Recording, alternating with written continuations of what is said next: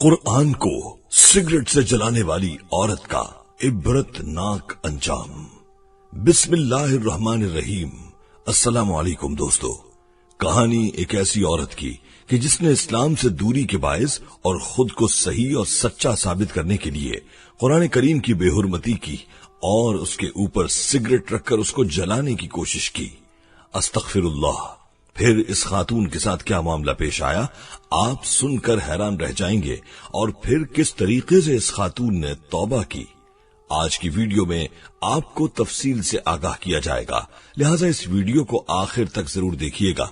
और आगे बढ़ने से कबल तमाम नए आने वाले दोस्तों से ये गुजारिश है कि अगर आपने अभी तक हमारे इस चैनल को सब्सक्राइब नहीं किया तो अभी सब्सक्राइब कर लें। वीडियो का आगाज करते हैं।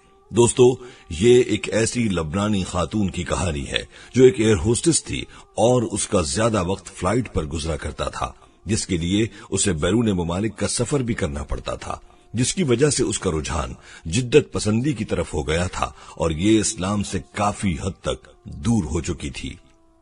इसी फ्लाइट के दौरान उसे एक शख्स पसंद आया और उस शख्स को ये खातून भी पसंद आ गई, तो दोनों ने बहुत जल्द ये फैसला किया कि वो शादी कर लेंगे, और इस तरह कुछ ही अरसे में वो दोनों शादी के बंधन में बंध गए।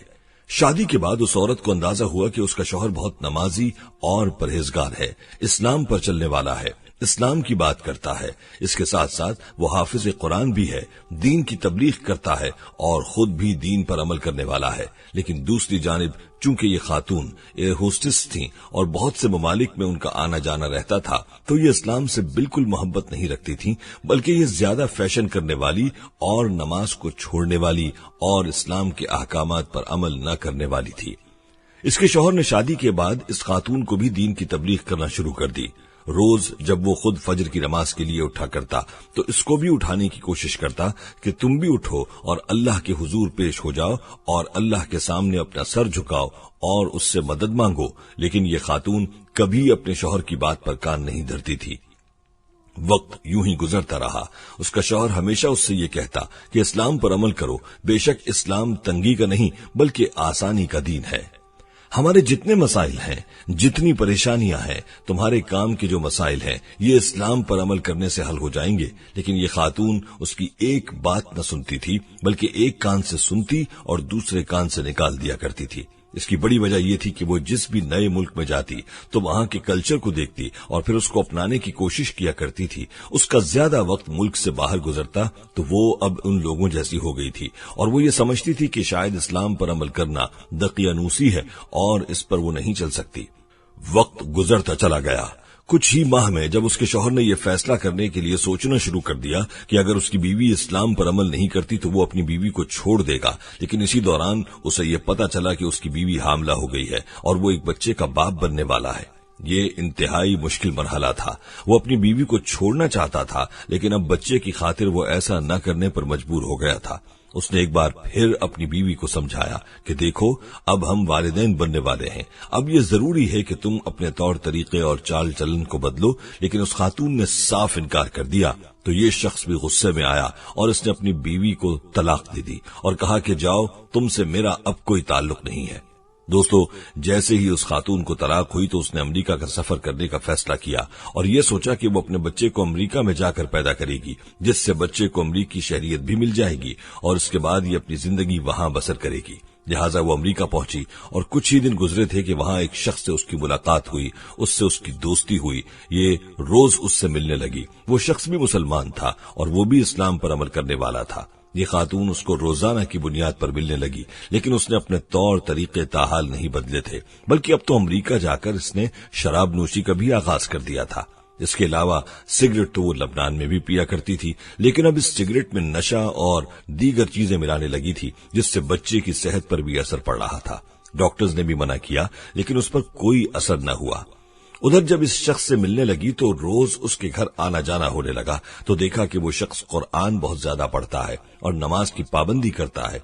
कई दफा ये चाहती तो वो कुरान पढ़ रहा होता और वो उसको इंतजार करने का कहता। उसको ये इंतजार बुरा लगता था। तो एक रोज ये खातून तैश में आई और इसने कहा कि तुम कुरान क्यों पढ़ते हो? इस कुरान को पढ़ने का क्या फायदा? तुम नमाज क्यों पढ़ते हो? तुम्हारा रब कहाँ है जिसे तुम सजदा करते हो? तुम उसे देख तक नहीं सकते और तुम उसकी इबादत करते हो।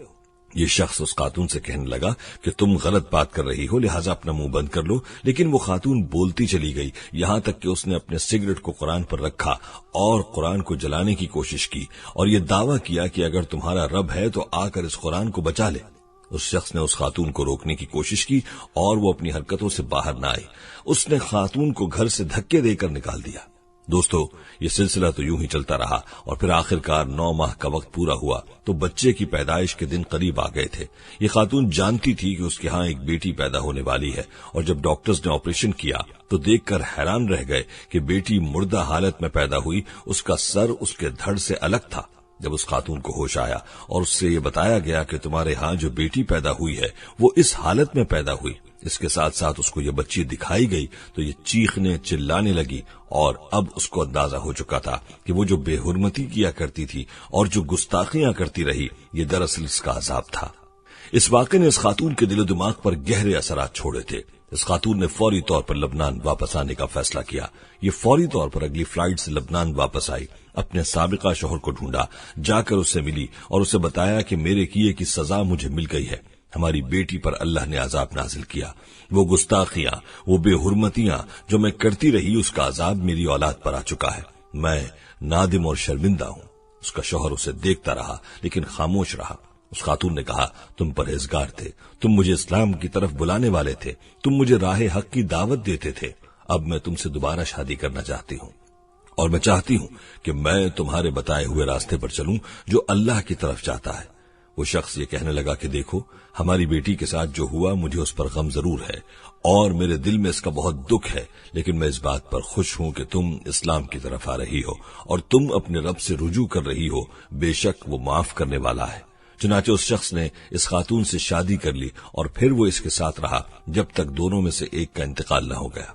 दोस्तों, ये एक हकीकत है कि जब अल्लाह रब्बुल आलमीन के निजाम को और इसके मुकद्दसात को कोई भी शख्स चैलेंज करने की कोशिश करता है या उन पर सवाल उठाता है या उनकी बेहुरमती करता है तो फिर अल्लाह रब्बुल आलमीन अपने निजाम के जरिए इस शख्स को यह जरूर बताता है कि बेशक इन्नल्लाह अला कुल्ली शैइन कदीर, वही जात है जो हर चीज पर कादिर है। बस हमें ये दुआ करनी चाहिए कि अल्लाह हमें इस्लाम पर अमल करने वाला बना दे और इस्लाम पर सही मानों में चलने वाला बना दे कि हमारी यहाँ की जिंदगी और यहाँ के बाद की जिंदगी दोनों आसान हो जाएं।